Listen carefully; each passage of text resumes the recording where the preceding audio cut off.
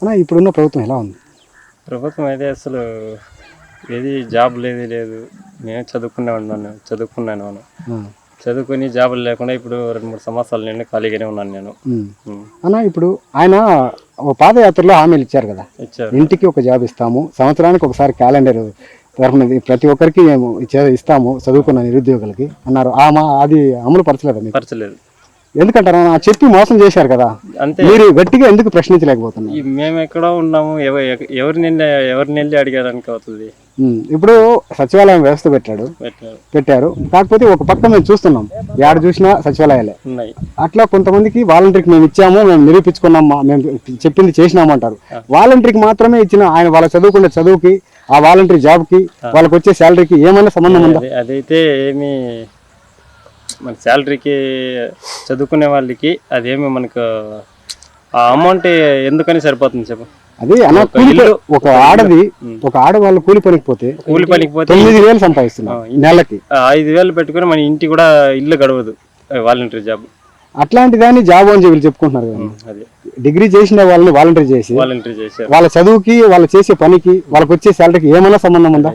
ప్రజలు వాళ్ళకి, గవర్నమెంట్ కి వీళ్ళ ద్వారా అన్ని ఇన్ఫర్మేషన్లు తీస్తున్నారు. అలాంటిది ఆయనకి అక్కడ వాల్యూ లేదు. మొత్తానికి ఇప్పుడు వాలంటీర్లు లేకపోతే అక్కడ మనకి ప్రభుత్వం లేదంట. అయినా మెయిన్ వాళ్ళకే వేతనాలు తక్కువ ఇస్తున్నారు.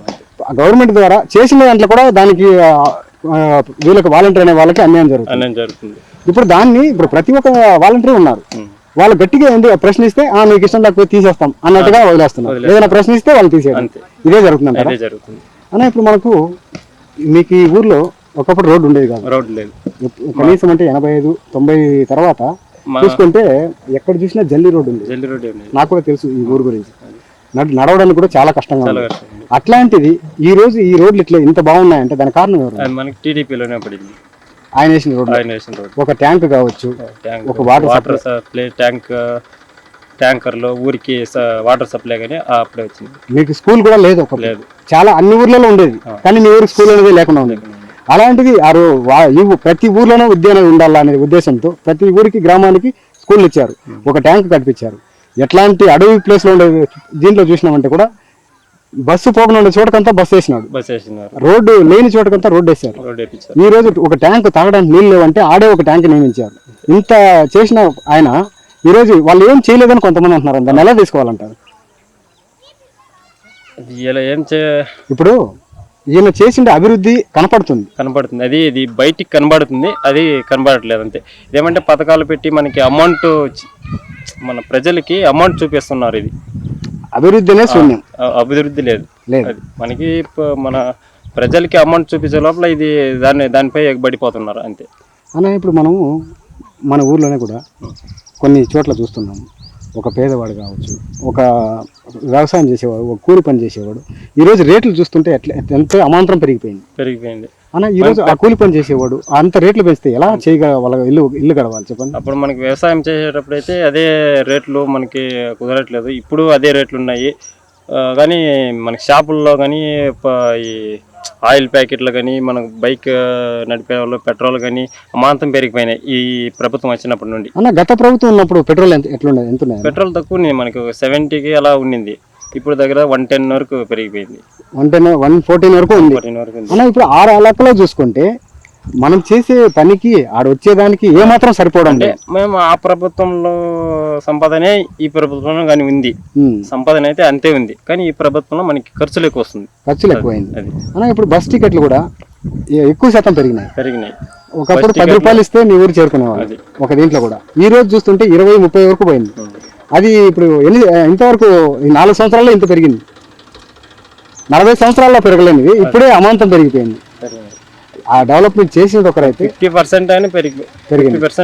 అన్న గ్యాస్ గతంలో ఎంత ఉన్నాయని మీకేం తెలుసా? గ్యాస్ గతంలో తక్కువ ఒక 300-400 ఉండింది, 600 వరకు ఉండింది. అప్పుడు ఆ 600 ఉంటే కూడా దాంట్లో కూడా కొంతమంది వెనకబడేమంట డబ్బులు. ఇప్పుడు దగ్గర వరకు 2200 వరకు పెరిగిపోయింది. ఇట్లా పెరిగింది. టోటల్ గా చూసుకుంటే ఇప్పుడు డబ్బులు కూడా ఏది పడడం లేదంట, అమౌంట్ ఏది పడట్లేదు, గ్యాస్ పడడం లేదు.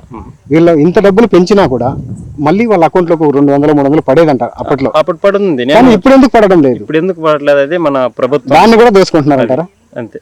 అన్న ఇప్పుడు మనం ప్రతి ఒక్క దీంట్లో చూస్తున్నాం, మన స్టేట్ వైజ్ కావచ్చు, ఈసారి ప్రజలు అనే వాళ్ళు మారారంటారా? ప్రజలు మారారా? దేని తరఫున అంటారు? అంటే ఇప్పుడు మన ప్రజలు అనేది ఇప్పుడు ఇన్ని కష్టాలు పడుతున్నారు.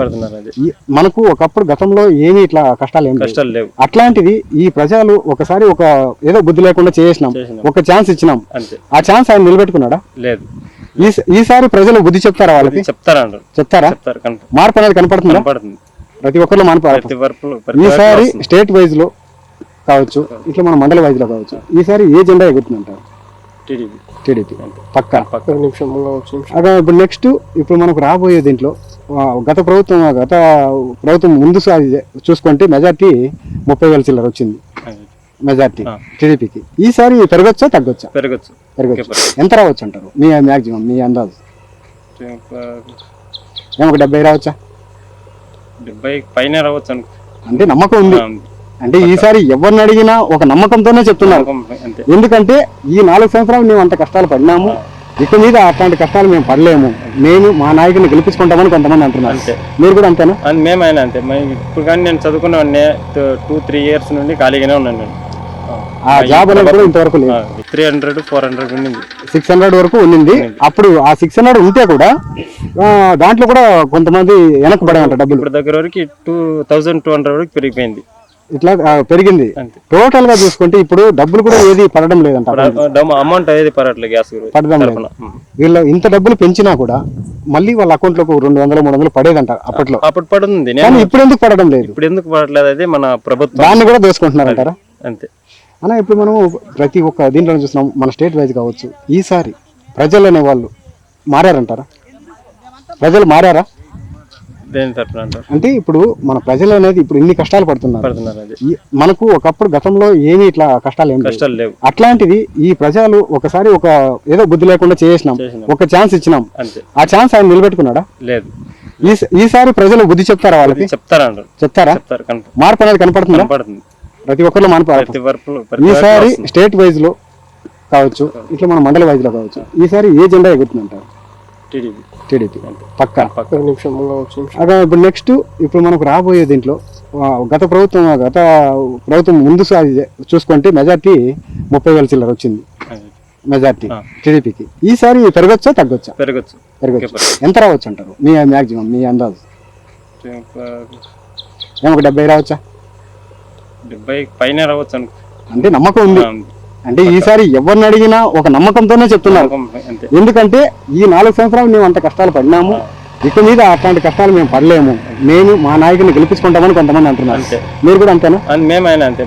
ఇప్పుడు కానీ నేను చదువుకున్న 2-3 ఇయర్స్ నుండి ఖాళీగానే ఉన్నాను నేను. ఆ జాబ్ అనేది కూడా ఇంతవరకు లేదు. ఆ జాబ్ అనేది ఏంటంటే ఈ రోజు మీకు ఒక ఇంటి ద్వారా ఒక పూట గడిచేది. ఈ రోజు ఇంత చదువుకొని ఒక కూలి పనికి పోతే అసలు మనం చేయలేము అనే ఉద్దేశంతో మీరు. అట్లాంటిది మా నాయకుడు వస్తేనే ఈసారి మేము అన్ని రకాలుగా మేము జాబ్ పరంగా కావచ్చు, ఇట్లా దీని పరంగా కావచ్చు, అన్ని రకాలుగా మేము బాగుపడాలంటే ఆయన వస్తేనే. ఈసారి ఎవరు వస్తారన్న? టీడీపీ. చంద్రబాబు నాయుడు గారు గెలుస్తారు. Thank you.